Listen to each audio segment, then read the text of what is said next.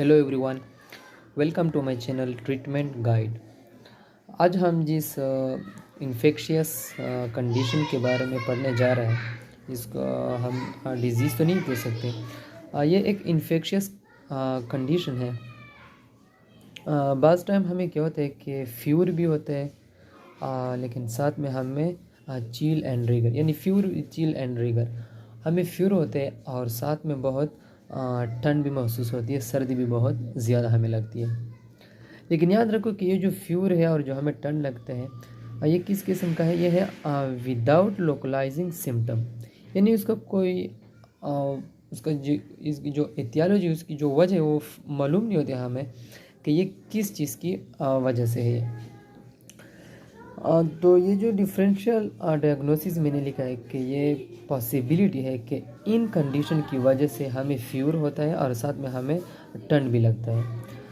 तो इसके ट्रीटमेंट के बारे में हम बाद में पढ़ेंगे कि इस किस्म के पेशेंट को आपने ट्रीट किस तरह करने हैं, उसको कौन से मेडिसिन देने। ट्रीटमेंट से पहले जो कुछ कंडीशन है जिसकी वजह से ये हो सकते हैं, ये आपको याद रखनी चाहिए।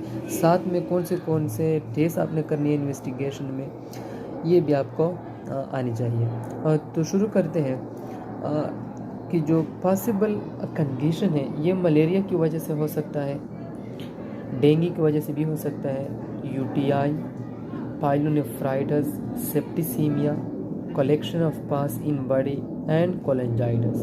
ये कुछ पॉसिबल कंडीशन है कि इन कंडीशन की वजह से हमें फीवर होता है और साथ में हमें ठंड भी लगता है। इन्वेस्टिगेशन में आप कौन से टेस्ट कर सकते हो इस तरह के पेशेंट के लिए? आप नंबर 1 CBC टेस्ट भी कर सकते हो, कंप्लीट ब्लड काउंट, साथ में मलेरिया पैरासाइट जिसको MP टेस्ट भी आप कह सकते हो, साथ में आप डेंगू IgG एंड IgM, इसके अलावा डेंगू NS1।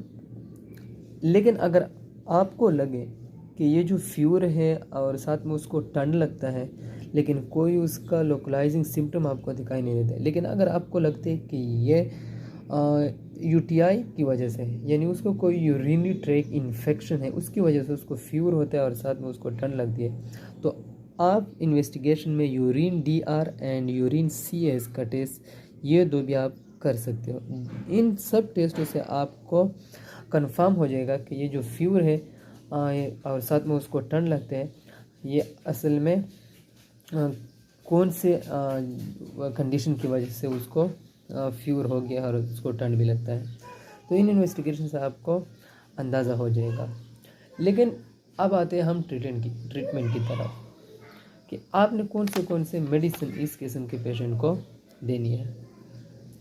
और ट्रीटमेंट में जो नंबर फर्स्ट वो है टेबलेट आर्टिमेटर प्लस ल्यूमेफेंट्रिन के कम्बिनेशन से ये टेबलेट बने हुए हैं, और ये आपको मार्केट में Artem DS and Artem DS plus brand name के साथ आपको मिल सकते हैं। अगर आपने आर्टेम DS दिया है, DS प्लस नहीं दिया, तो याद रखो कि आर्टेम DS आपने उसको TDS देनी है, यानी दिन में एक टेबलेट 3 बार उसने खानी है, लेकिन ये टेबलेट उसने सिर्फ 3 दिनों तक खानी है। लेकिन अगर DM प्लस दिया है, आर्टेम DS प्लस, ये टेबलेट उसने खानी है BD, एक सुबह और एक रात को। सेकंड जो टेबलेट आपने देनी है वो है एंटीबायोटिक। नंबर फर्स्ट आपके पास है लिवोफ्लक्सिसिन, एंटीबायोटिक में नंबर 1 लिवोफ्लक्सिसिन है। सेकंड ऑप्शन भी आपके पास वो है सेफिक्साइन, वो कैप्सूल है। लिवोफ्लक्सिसिन में आपके पास 250 mg डोज भी है, 500 mg डोज भी है। अब याद रखो, अगर 250 mg डोज दिया है आपने लिवोफ्लक्सिसिन में, तो ये आपने उसको BD पे रखना है, इसमें एक सुबह और एक रात को। लेकिन अगर 500 mg वाला दिया है, ये डोज दिया आपने, तो ये आपने OD पे लगाना है इसको, और वो भी किस तरह कि रात को उसने एक टेबलेट लेनी है। लेकिन अगर एंटीबायोटिक में लिवोफ्लक्सिसिन आपके पास अवेलेबल नहीं है, तो सेकंड ऑप्शन आपके पास है वो है कैप्सूल सेफिक्साइन, 400 mg है। इसको भी आपने ओडी देनी है उसको, और ये भी उसने रात के वक्त करनी है 1 टैबलेट।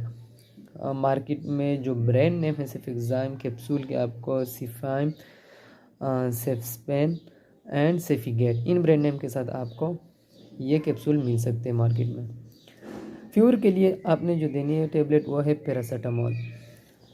पैरासीटामोल आपको पता है पेनाडॉल, कल्पोल एंड फेब्रोल, इन ब्रांड नेम के साथ आपको मार्केट में इजीली मिल सकते हैं।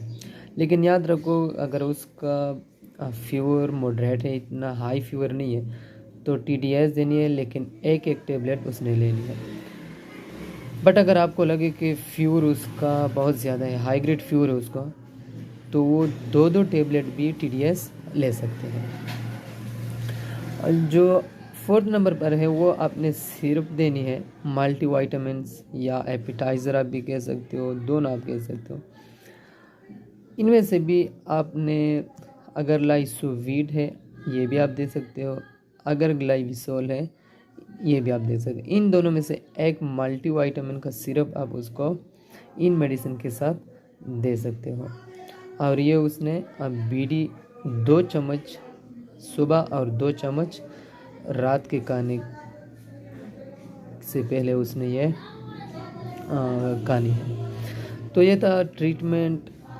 उम्मीद है कि आपको वीडियो पसंद आई होगी। अगर पसंद आई है तो वीडियो को लाइक करें, शेयर करें और हमारे चैनल को सब्सक्राइब करें। Thank you.